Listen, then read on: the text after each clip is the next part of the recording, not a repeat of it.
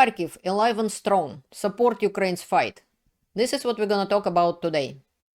Hello there, I'm Elena. Welcome to my channel Enough of Propaganda. Please like, subscribe, leave comments. Let's make truth available for everyone. I am originally from Russia, from the USSR and Russia, and now I'm living in Canada for over 20 years.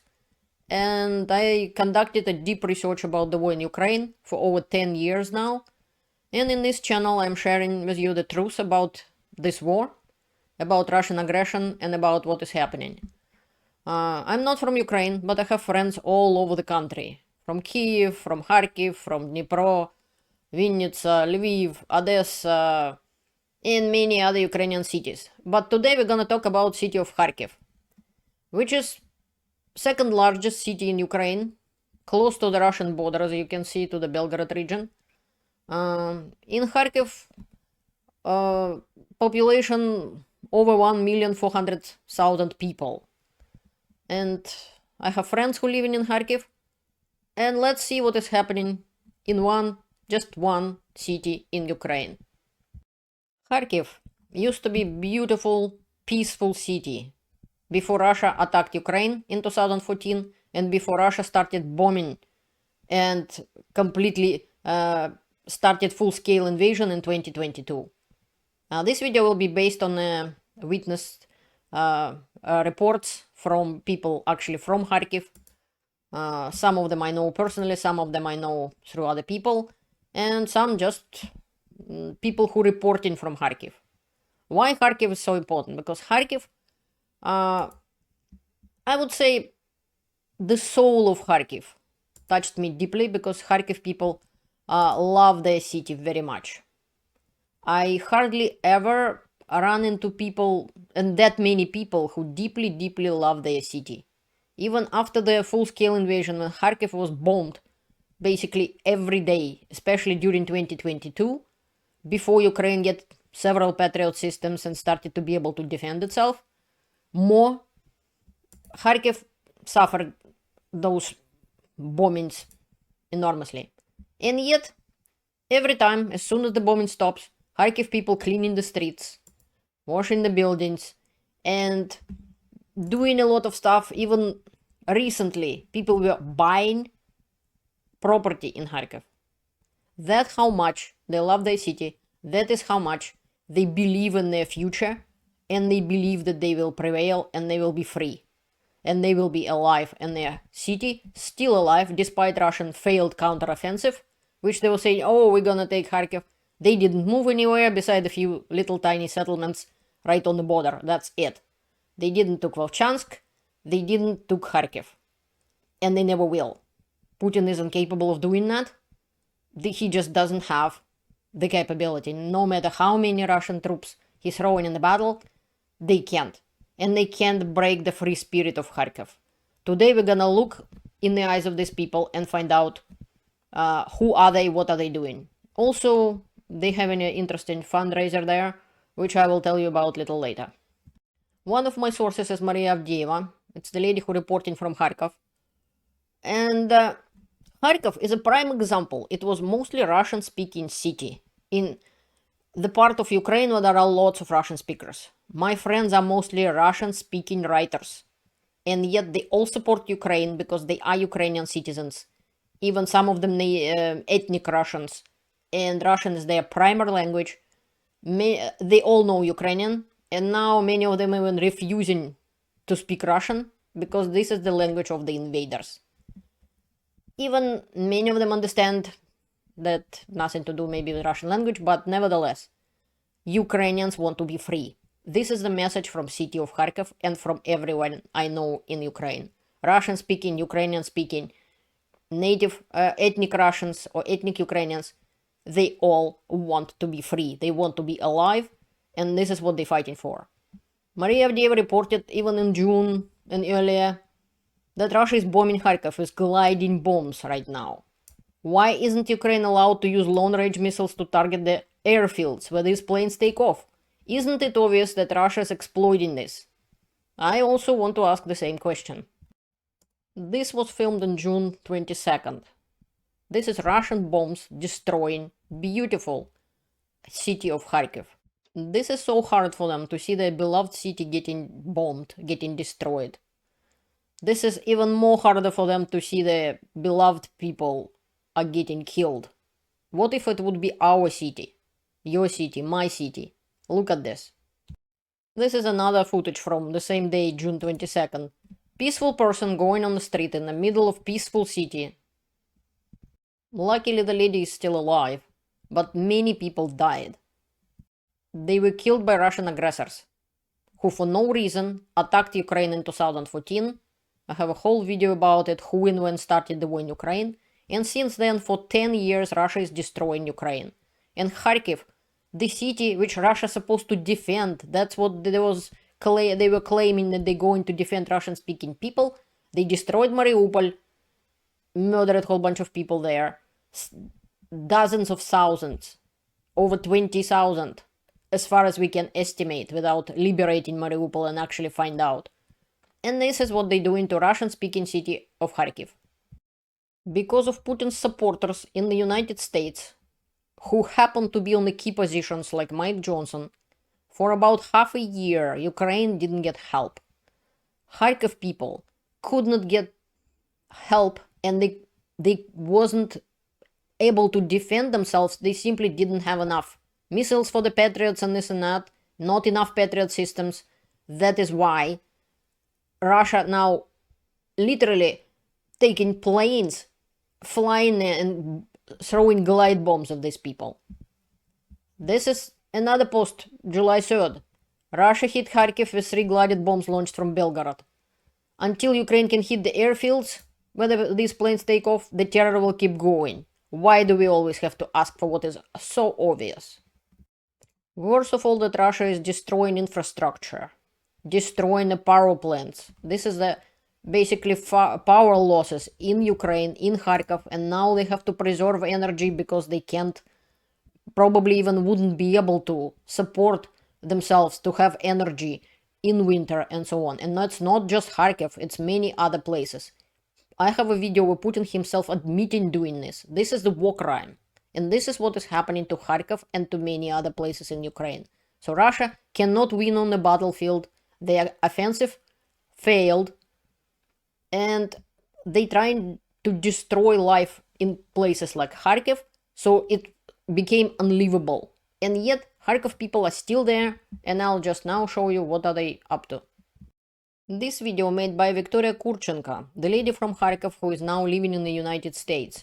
It was made in May 2024.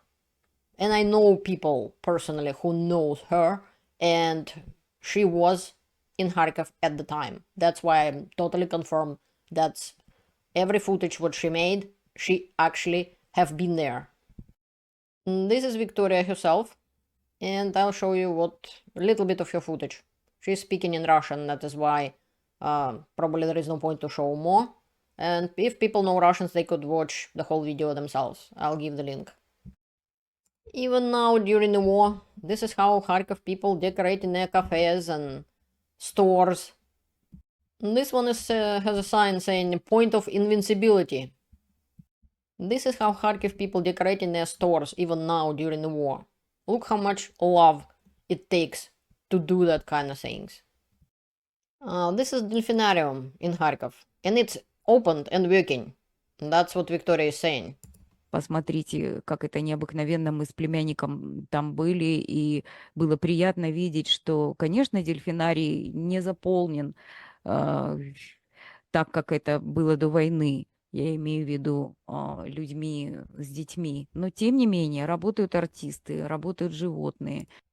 She's saying that she and her nephew visited Delfinarium, and of course it's not full like it used to be before the war, but people are working, actors are working, and dolphins are working, and there are people who come in with children and watching the shows. And this is how the big shopping mall looks like in Kharkiv. This is Nikolsky shopping mall. On this place, nearby, there is an official building where the people come in with settle down about their pensions, something, solve problems and administration of some sort.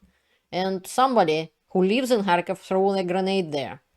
And yet, next day, everything was clean. Nobody even know that it happened. Because Kharkiv people taking care of their city very well. And they will find the bad guy, or so I hope. This lady is an architect, but she created a company, like a kind of like hospice, to help people who left without place to live. And on her shoulders, about 50 people. She's supporting 50 people who just lost the place to live. Some of these people you could see on the pictures. This is inside the shelter, and these people are volunteers. They actually brought and installing washing machines. This is how the shelter looks like. The people is getting meals there, and they have some chickens, some little bit gardens, little bit of everything. This man had a birthday at the time when Victoria visited, and he told how he ended up in there. And so this is how it looks like. This is Linda, the lady from America. She came to her boyfriend to Kharkiv, and she found out about this center, and she became a volunteer there and washing dishes there and helping out. Here are the generators Kharkiv has, but it still wouldn't be enough for the winter. We need to help them. This shelter is collecting donations, and to help these people, I'm asking for your help for these people, and I'll give you the link in the comments below. This is the website for donations. This is Palace of Marriages. You see it's shrapnel there, or bullets or something like that. But people are still getting married in Kharkiv. As you can see on this picture, the window is broken in this because of the bombing and shelling in this building. But Kharkiv is staying strong. This is a theater in Kharkiv. This is a place where the machinery is, so it's kind of safe, kind of basement. And they make like a hall to make performances for 250, 300 people. They can't give commercials because it's forbidden during the war. But people spread the information by the word of mouth. And there are performances, and Kharkiv still have a cultural life and vibrant cultural life, I would say. My friends are attending these kind of ceremonies and concerts and so on. This is a metro in Kharkiv, but they use it as a school for children. Here is on the balcony, there are children who have in classes, because metro is kind of safer in case of bombing and so on. This is one of the famous buildings in Kharkiv, and despite the bombings and shellings and so on, they're already rebuilding everything. There already cafes open and people are coming with children and so on. So Victoria made a great video about this and about her visit in Kharkiv, and also in this video Olga Kleitman will be talking just now about the center of help, which one is helping people, the one I was mentioned to you today. Olga pointed out that all the journalists who come into Kharkiv trying to show all the horrors and how horrible everything is, they're looking for the signs of that Armageddon and horrible bombings and this and that. And they're not kind of keen to showing what I just show you Victoria's video about something good about Kharkiv. And she said it's not all that bad. We surviving. Kharkiv is alive. And showing like people donating musical instruments for the conservatory and this and that. But the journalist trying to find all the signs of the war and this and that. That's why I also decided to help promoting this uplifting video about strong spirit of Kharkiv people. And I understand, because the war is going on. Kharkiv getting bombed and destroyed. These people just lost their house. It's hard not to show this, because this is life. On the other hand, there are different signs of bravery of Kharkiv people. There is different Kharkiv, which Victoria showed in her video. That's why I'm so grateful to Victoria Kurchenko. And to Maria Avdeeva. Just another reason to love Ukraine, as she says. Meanwhile, according to Maria Avdeeva, and this is July 7th, this is today. After briefly pretending to care about peace, Russia is back to its usual, gearing up for massive air assault. Several cruise missiles have just taken off. I sure hope people in Ukraine would be safe. I sure hope that missiles would be intercepted and nobody else would be died and nothing else would be destroyed in Kharkiv or in any other place in Ukraine. Please care about Ukraine. Please help Ukraine. By helping Ukraine, you're also helping Russian people as well, because of 1,000 people a day. Only Russian soldiers getting killed, and they killing Ukrainians who is innocent. I understand that Russian soldiers is the least of our concern and least of my concern, because they're occupiers. They fighting Putin's aggressive war. They attacked somebody else's country. They go into Ukraine literally to kill and rape people, women and other people. They literally saying so themselves. Please help Ukraine. This site says 30 years ago Ukraine gave up thousands of nukes because we promised to help if they were invaded. Let's keep our word.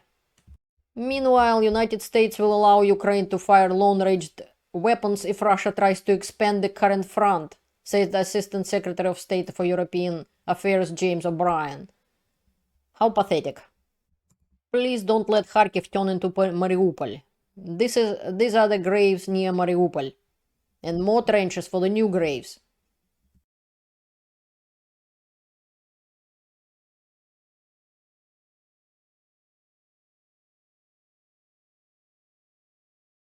This is another city. This is not Kharkov, this is Dnipro.